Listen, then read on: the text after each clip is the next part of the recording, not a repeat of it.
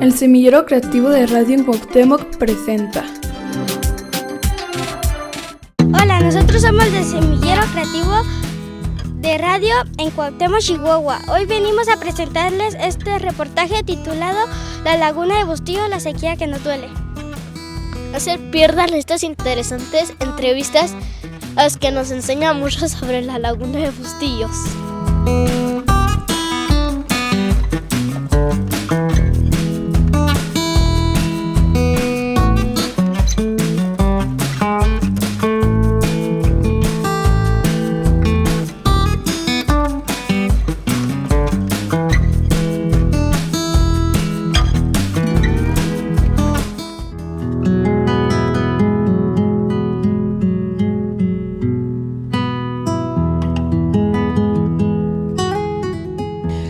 Toda historia tiene un comienzo, como este comienzo que le damos a este reportaje de la entrevista que le hicieron mis compañeras Ana y Naomi al profesor Marcelino Martínez Sánchez. Hola chicos y chicas, hoy nos encontramos en el Parque Mirador con el historiador de Ciudad Cuauhtémoc, Chihuahua, el profesor Marcelino Martínez Sánchez, que nos comentará algunas cosas sobre la historia de la Laguna de Bustillos. ¿Cómo y cuándo se formó la Laguna de Bustillos? La Laguna de Bustillos, su nombre, su último nombre y el que es ya, será para siempre, data de 1843, Laguna de Bustillos. Pero pues se ha convertido en todo un referente toda vez que por cientos de años fue el mayor vaso acuífero que tenía el estado de Chihuahua. Todo esto parte después de la última glaciación, o sea, cientos, miles de años. Se fue formando desde luego después de las formaciones físicas de aquellos acomodamientos. Nosotros podemos ver al fondo, al pie de la cual surgió la laguna. Aquello se llama la Sierra Azul, que es la que le otorga a las corrientes la mayor cantidad de aguas que la fueron formando. Bien, hará 50, 40, 30, 20, 15 mil años que esta parte, por los estratos arenosos que se localizan, se ha reconocido cómo las corrientes fueron alimentando esta cuenca, de las que se llama cuenca cerrada. Las aguas van a caer allí y nada más. ¿Cuándo fue cuando supieron de la existencia de la laguna? Bien, el avance conquistador de los españoles y los misioneros franciscanos y jesuitas se vino dando, pasaban. Fue cuando detectaron, allá por 1649, se supone que al pasar por allá lograron ver la inmensidad aquella. Con ese avance conquistador y la presencia de los misioneros, iban registrando por donde pasaban qué características físicas tenían. Pues sí, venían siguiendo las corrientes de los arroyos, de los ríos. Eran tiempos con mucha agua, todo el tiempo llevaban agua. ¿Qué papel ha jugado la laguna a lo largo de la historia de la región? Importantísima por estar cercana de dos reales de minas, el de Cieneguilla y el de Cusihuiriachi, y estar muy próximo a la pasada del Real de San Felipe, Chihuahua, Carretas, Papigochi, o bien Santa Isabel, San Andrés y rumbo a Bachíniva, Namiquipa. Mateo Domínguez de Mendoza, en Merced Real, fundó el rancho de la Laguna, allí de lo que es el Panteón de Anáhuac, así poquito más para allá. Allí fundó un rancho, víctima siempre de ataques indígenas, sobre todo apaches.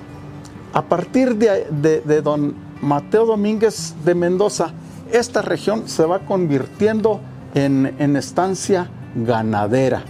Desarrolla ganadería que no se le logró totalmente, pero ya estaba fincado aquello, y sería la ganadería en aquellos tiempos hasta casi 100 años, que esto fue casi pura ganadería. ¿Qué transformaciones ha vivido la laguna con el paso del tiempo? Hay de grupos de agricultores, de campesinos, a partir del reparto agrario 1921, 23 y demás. Ese reparto, además de que grupos campesinos, ya había aquí gente allí establecidos en alguna parte, pero ya cuando el reparto agrario, pues se juntó más gente, todos aquellos campesinos sin tierra o que eran expulsados de alguna parte y ahora se juntaban por acá, y se fue dando la transformación del ambiente geográfico, pues, en torno a la laguna. Surgieron así, pues, ejidos, y después con los ejidos, el abrir tierras y localidades, todo el ambiente se fue transformando, y con ello las corrientes de agua también se fueron modificando. Los campesinos, a atravesarles represas, presas, bordos para el aprovechamiento del agua, pero se fue dando la transformación física de lo que es el contorno de la laguna. ¿Cuándo comenzaron los problemas de contaminación en la laguna y cuáles fueron las causas principales? La tristeza, ¿verdad? Que da hasta comentarlo, pero hay que hacerlo, y más que comentarlo, pues hacer algo, ir al rescate, físicamente ir al rescate. Con las transformaciones aquellas, el establecimiento de localidades, presencia de rancheros, la llegada de los menonitas, acumulación de basura, destrozo de la flora, los arroyos, todos los desperdicios domésticos de animales y demás, al arroyo, y todo aquello a la laguna. Entonces los daños se vienen dando a partir, pues, de la presencia ya de los grupos que ocuparon los margen de la laguna. Pero pues el daño mayor se vino allá por 1955-56, que empezó a trabajar la planta celulosa.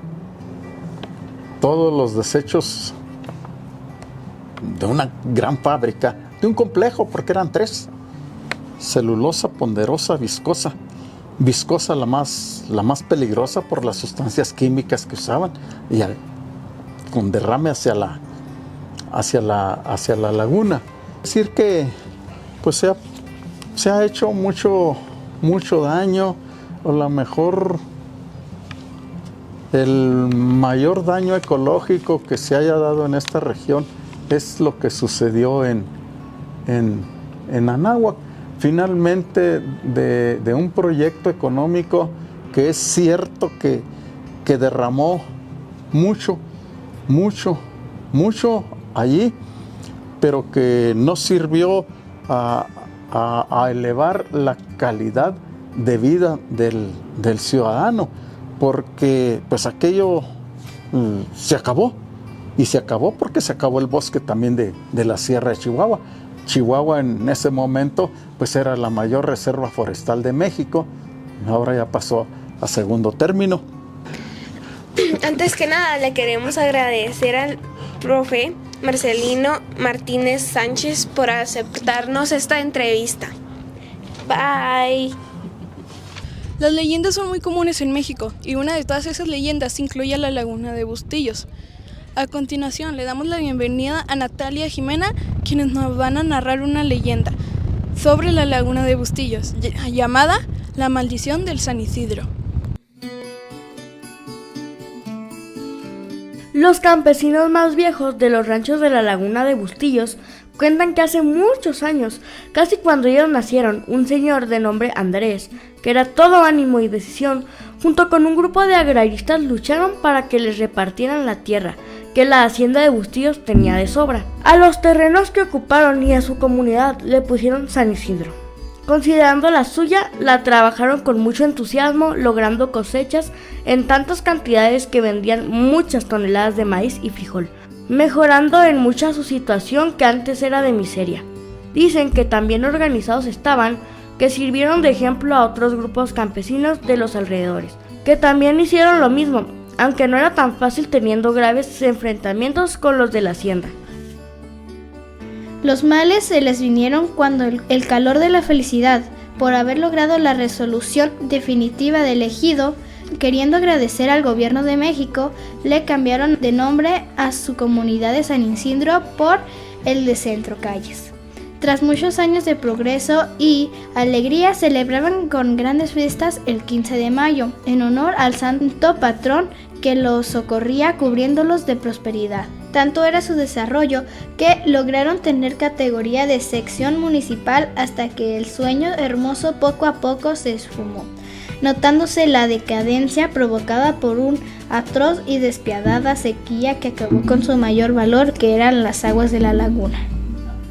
Con tristeza se acuerdan de los males que se les vinieron encima, porque el lecho de la laguna, que fue fondo marino, desprendió el más feo y molesto polvo tequesquitoso con que se veían castigados no solo los vecinos de Centro Calles, sino todos los habitantes de las comunidades de la laguna. Cuentan que los ventarrones que se soltaban arrimaban grandes cantidades de arena a las casas, que formaban rampas por donde trepaban vacas o burros buscando alguna hierba que comer. Narran que cuando la torbanera se iba a soltar, los pitacoches armaban tanto ruido que los ponía de nervios, y que mucha gente, para evitar aquel escándalo de mal agüero, optó por cazar a dichos pájaros, y desde entonces no hay pitacoches en Centro Calles. Señala que el montón de calamidades tiene su origen por haberle fallado a San Isidro y por la matanza de nobles campesinos que el gobierno hizo en El Carnero y Samaloapán, donde muchos eran de Centro Calles. Hoy, las vistosas fiestas a San Isidro no son más que lejanos recuerdos de lo importante que fue Centro Calles. Ha sido muy impactante que la laguna se haya secado, así que quisimos saber de forma científica por qué. A continuación, mis compañeros Dalis, Lili y César nos presentarán una entrevista que le hicieron al doctor Luis Carlos Bravo, de los ciclos del agua. Hola, yo soy del Semillero Creativo de Radio Cuauhtémoc y hoy estamos con el doctor Luis Carlos Bravo y le vamos a hacer unas preguntas. ¿Cuáles son las principales causas de la sequía en esta región? Bueno, muchas gracias por la entrevista.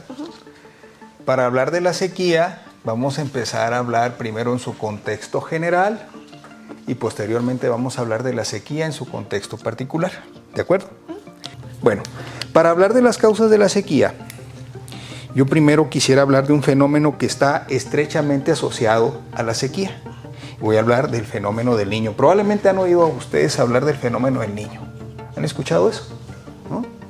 El fenómeno del Niño es un fenómeno climático que se repite cada cierto tiempo. Y para entenderlo, voy a dibujar el planeta Tierra. ¿De acuerdo?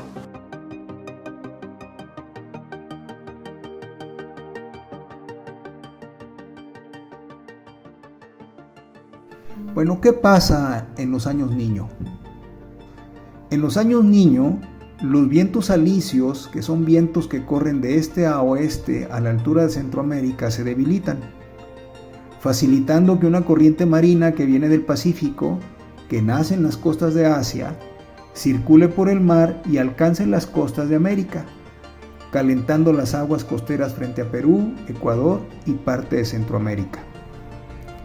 Este calentamiento normal tiene un gran impacto, Para empezar, tiene mucho impacto en la pesca, pues desplaza las especies marinas de aguas frías, pero también cambia los patrones de formación de nubes y debilita el efecto de un fenómeno que se conoce como monzón de Norteamérica. Este fenómeno, el monzón de Norteamérica, es el fenómeno causante de las lluvias de verano en gran parte de México, incluyendo a Chihuahua. Al debilitarse el monzón durante un fenómeno del Niño, llueve menos en verano, y esa es la causa de que hayamos tenido tan poca lluvia en los últimos años. Hay que recordar en ese sentido que las lluvias de verano son muy importantes para nuestra región, pues contribuyen con hasta el 80% de la precipitación total. Ese es, para empezar, el efecto de un fenómeno de alcance global, el fenómeno del Niño, en los patrones de precipitación en el norte de México y en el suroeste de Estados Unidos, que nos afecta tanto. Hay otra causa global que es el calentamiento global. ¿Qué quiere decir el calentamiento global? Bueno, miren, desde hace más o menos unos 100 años o poquito más, se ha venido documentando, o sea, se ha venido registrando por los estudiosos cómo en la atmósfera se están concentrando unos gases que tienen carbono. Esos gases se les conoce como gases de efecto invernadero. ¿Qué hacen estos gases? Estos gases almacenan calor.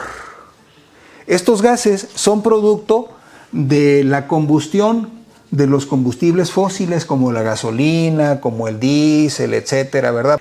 Además de que ese carbono, de ese carbono correspondiente a los combustibles fósiles que se está liberando a la atmósfera, hay también carbono que se libera por los procesos de deforestación.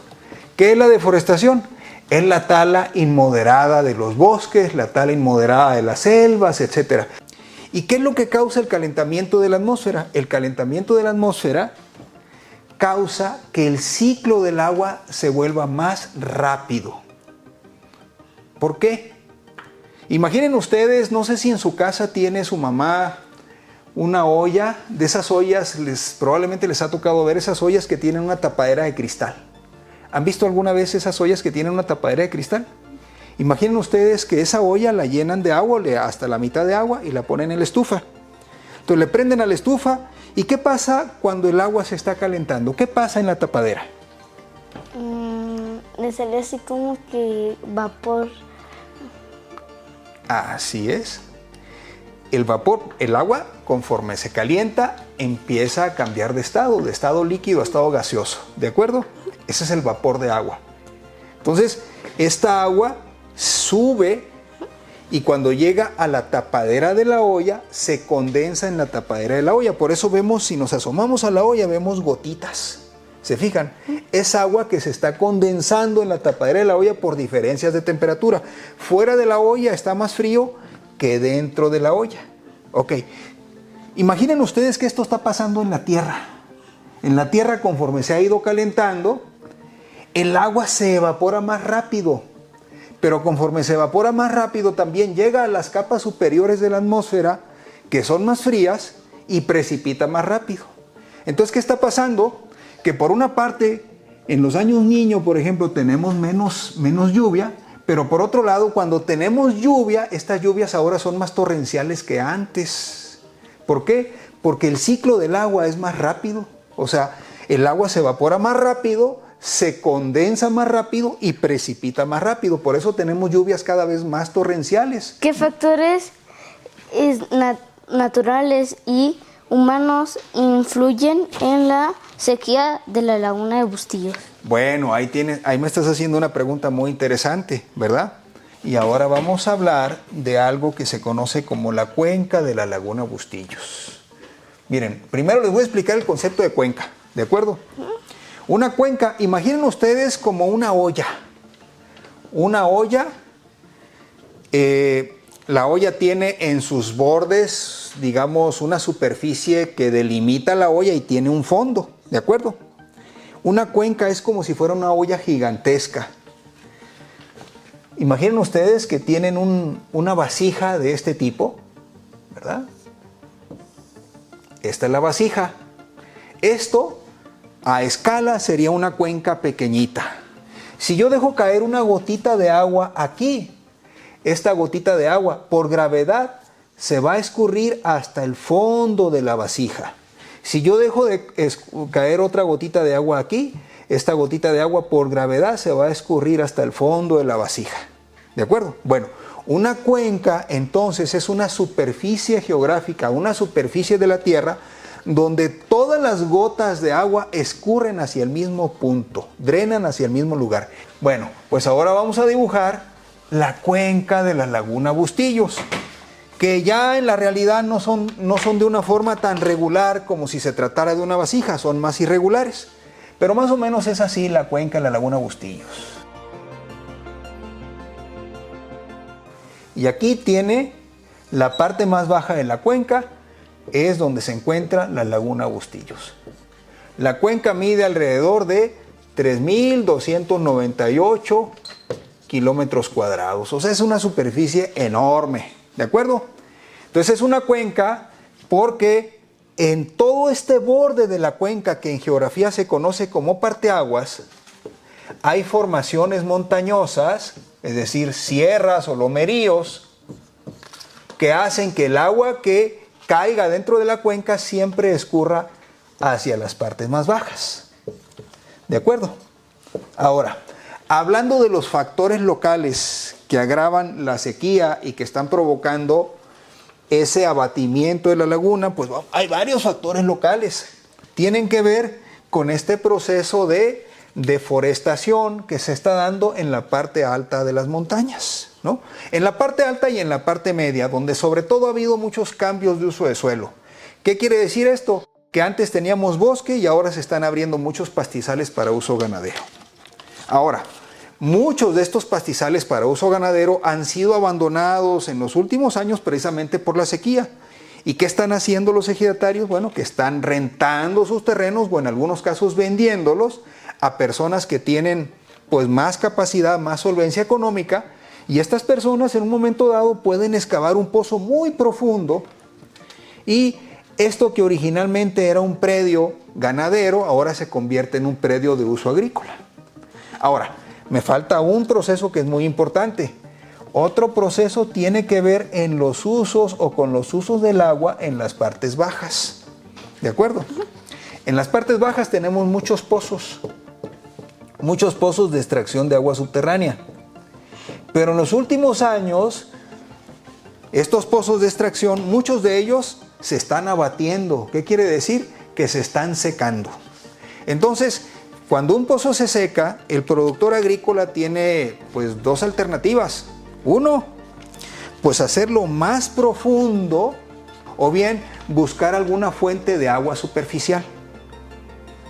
¿Y qué es lo que está pasando en la cuenca? Bueno, que muchos lo que están haciendo es que están construyendo represos. ¿Qué son represos? Hagan de cuenta que aquí tenemos un arroyo. Por aquí viene un arroyo, ¿de acuerdo? Un arroyo que viene desde la parte más alta de la cuenca hasta la laguna Bustillos. Bueno, un represo es una derivación que se construye a un lado del arroyo para almacenar agua.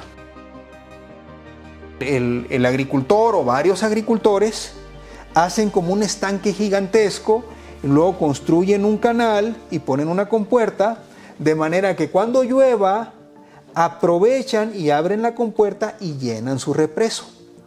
Es una manera en la que los agricultores han encontrado, digamos, como un cierto alivio a estas condiciones de sequía y de abatimiento de los acuíferos.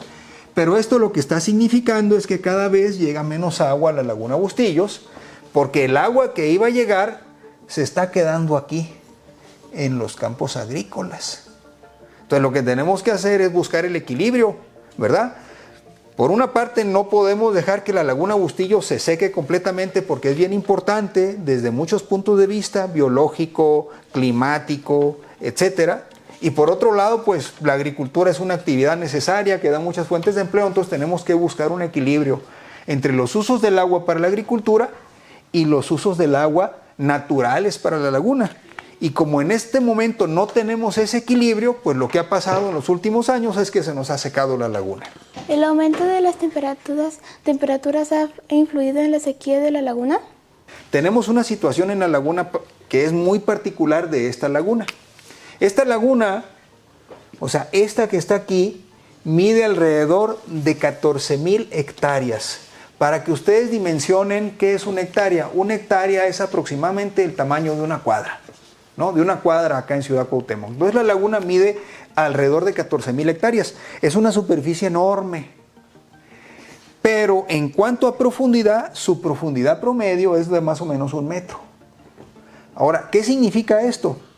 Que se calienta bien rápido el agua. ¿Por qué? Porque está muy extendida, pero la profundidad es muy poca. Entonces, todo eso ha contribuido que con el tiempo el fondo se haya venido colmatando, es decir, se van depositando cada vez más sedimentos, y lo que está generando es que se extiende cada vez más la superficie de espejo de agua. Pero al extenderse cada vez más, esto significa que se calienta más rápido con el sol. Y si se calienta más rápido con el sol, se evapora más rápido también. Entonces, la temperatura sí está relacionada con la desaparición, por decirlo así, porque ahorita prácticamente está desaparecida la laguna. Pero también hay factores que pudiera decirse que son factores causados por el hombre que están relacionados con la desaparición de la laguna. Con la desaparición temporal, ¿verdad? Yo espero que ahora con estas lluvias vuelva a recuperar parte de su vaso lacustre. ¿Qué acciones o medidas se han tomado para recuperar o proteger la laguna? Ay, pues qué triste pregunta. Pues mira, en cuanto a acciones o medidas, lamentablemente, y eso hay que decirlo, somos más reactivos que propositivos. O sea, más que planificar, más bien reaccionamos cuando ya tenemos los problemas, ¿verdad? Lo que necesitamos es un ordenamiento de las actividades que se realizan acá en la zona agrícola para asegurar un gasto ecológico para la laguna. Lo que necesitamos es brindar oportunidades de empleo para frenar los procesos de deforestación por ampliación de las actividades que han causado la deforestación. Y todo eso no lo hemos hecho, o sea, no hemos hecho nuestra tarea. En realidad, lo único que hemos hecho, y digo, yo acepto la parte de culpa que a mí me corresponde, lo único que hemos hecho es que a todos se nos pusieron los pelos de punta el año pasado, cuando se nos empezaron a morir los peces aquí, y se armaron brigadas de todo tipo, pero eso atiende más a un síntoma que a una causa del problema. O sea, se secó la laguna y vamos a ver qué hacemos con los peces, porque eso puede ser un foco de contaminación. Y entonces sí le pusimos mucha atención. Hay algunas causas que no vamos a poder atender, como por ejemplo los años niño y probablemente el calentamiento global. Es poco lo que podemos hacer ahí. Pero hay cosas donde sí podemos hacer algunas medidas, como por ejemplo ordenar las actividades agrícolas que se dan acá en la parte alta, ordenar estos cambios de uso de suelo que se están dando aquí para siempre asegurar un gasto, le llaman el gasto ecológico para la laguna. Pero eso no lo hemos hecho todavía. ¿Qué soluciones recomiendas para enfrentar la sequía en esta zona? Pues me vienen a la mente un conjunto de acciones que han venido desarrollando las universidades, centros de investigación, organizaciones no gubernamentales en pro de la conservación, la sociedad civil organizada, como por ejemplo el Observatorio del Acuífero Cuauhtémoc y Laguna de los Mexicanos, a veces en alianza entre estas instituciones, a veces de manera particular cada una de ellas, también el gobierno municipal, etcétera, que han venido desarrollando acciones orientadas a, de alguna manera, revertir la problemática de la cuenca. Acciones como, por ejemplo, la rehabilitación de las áreas de recarga al acuífero, acciones como la construcción o la colocación de biodigestores en algunas localidades alrededor de la laguna para evitar la llegada de contaminantes orgánicos a la laguna, acciones como por ejemplo la colocación de gaviones en algunos sitios para evitar la erosión del suelo y que las cárcavas se estén haciendo cada vez más grandes.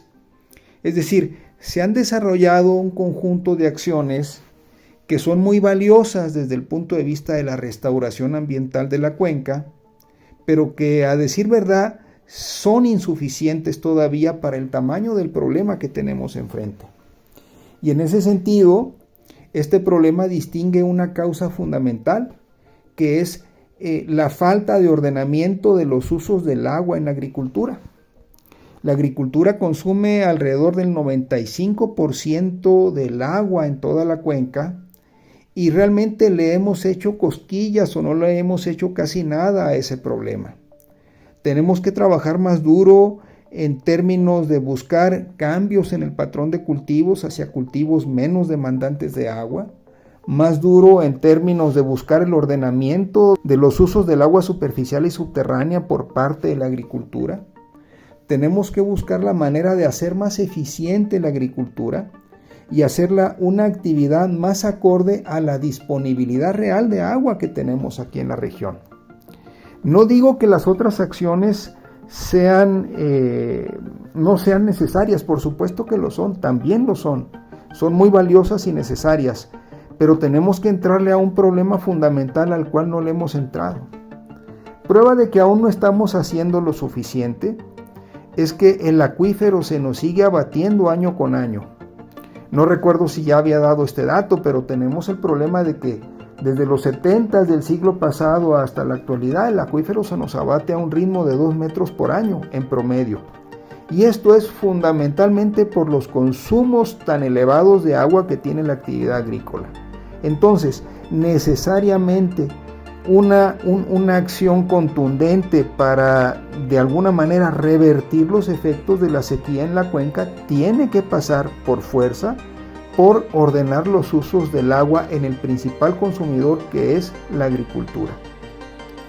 Si no hacemos eso, si dejamos de lado ese problema que es fundamental, todas las otras acciones que hasta ahorita se están haciendo serán insuficientes y no nos van a alcanzar para evitar que en el futuro el cambio climático y la sequía tengan efectos cada vez más fuertes en esta cuenca en la que vivimos. Y bueno, pues yo creo que eso es lo que podría decir en relación a las acciones que hemos estado desarrollando. Son valiosas, pero son insuficientes, tenemos que ponernos las pilas si no queremos que el futuro nos alcance. Muchas gracias al doctor Luis Carlos Bravo por esta entrevista en la UACJ de la sequía de la Laguna de Bustillos. Pues muchas gracias a ustedes por haber venido y aquí los esperamos. Son bienvenidos cada vez que quieran regresar. ¿Cómo afectó la sequía de la Laguna de Bustillos a las personas que viven cerca? Para conocer sobre este tema quisimos platicar con la señora Patricia Muñoz, ya quien habita en Anáhuac, y a quienes mis compañeras Juliet, Natalia, Renata y Sofía le hicieron la siguiente entrevista. Hola, buenas tardes. Nosotros somos del Semillero Creativo de Radio Cuauhtémoc y venimos a entrevistar a Pati Muñoz. ¿Cómo ha afectado la sequía de la laguna en su vida diaria? Bueno, en la salud, ha afectado mucho en la salud. El olor es muy fuerte, el calor ha sido más fuerte también. ¿Cuál ha sido la dificultad más grande para usted o su familia por la sequía? Sí, también ha habido mucha falta de agua, de luz, también ha afectado en la luz, también hay mucho corte de luz. ¿Cómo considera que ha impactado la sequía en toda la comunidad? Pues es que yo creo que todo viene cayendo a lo mismo, en toda la comunidad ha afectado mucho en la salud, en la agricultura, en lo ganadero, en el ganado también ha afectado mucho, de ahí era de donde se alimentaban, tomaban agua, venían muchos patos, muchas cosas así, animales así, y ya no hay nada de eso. ¿Recuerda si en algún otro momento la laguna se había secado así? Sí.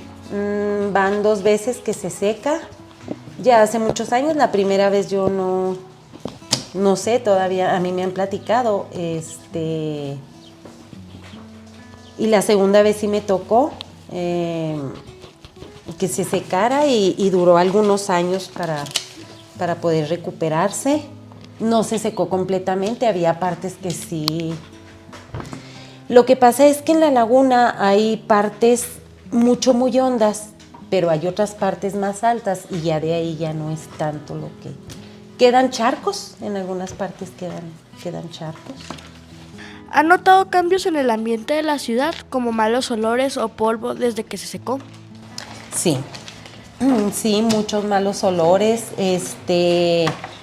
demasiado polvo. Nunca se había visto, en otros años, nunca se había visto que hiciera, por mínimo que fuera el aire, empezaba el polvo y luego un polvo blanco, un polvo muy, muy diferente, no de tierra a tierra, sino yo creo el salitre que trae la laguna. Y eso era demasiado el polvo que había y pues el olor es lo único. No, lo que pasa es que fueron muchos los peces que se murieron, había animales muertos, también vacas, caballos, aves. Eso era el olor que despedía muy, muy mal, muy fuerte. ¿Qué acciones cree que la comunidad o el gobierno debería tomar para enfrentar este problema? Pues desensolvarla, limpiarla completamente, y no echar los desechos tóxicos. Van muchos drenajes hacia la laguna de las casas y todo eso. Y claro que eso afecta mucho. La fábrica también. Ya creo que ahora ya no avientan los desechos para allá, pero antes era eso y yo creo que no aventar los desechos tóxicos principalmente y limpiarla. ¿Qué se sintió ver la laguna seca? Mucha tristeza. Yo creo que mayormente tristeza, aparte de que no podías, cuando estaba crecida ibas y te ponías ahí en la laguna, no sé, a ver a la gente que pescaba, a andar en lanchas y todo, y ahora pues nada de eso puedes hacer, pero mayormente tristeza.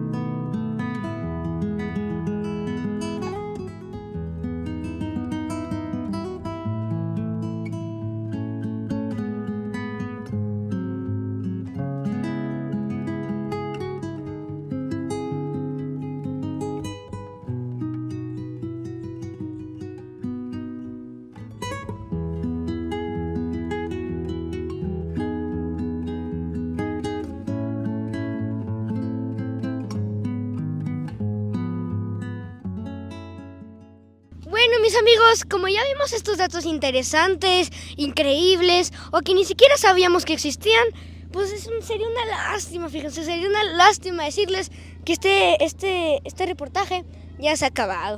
Un agradecimiento a la señora Patricia Muñoz, al doctor Luis Carlos Bravo y por supuesto al profesor Marcelino Martínez. Muchas gracias. Hola, muchas gracias por habernos acompañado en todo este proceso de este video. Le queremos agradecer si nos podría ayudar con un like y si se pueden suscribir será mucho mejor. Y que no se les olvide acompañarnos en nuestras redes sociales y como en Facebook, YouTube, TikTok y Instagram. Semillero Creativo de Radio Cuauhtémoc.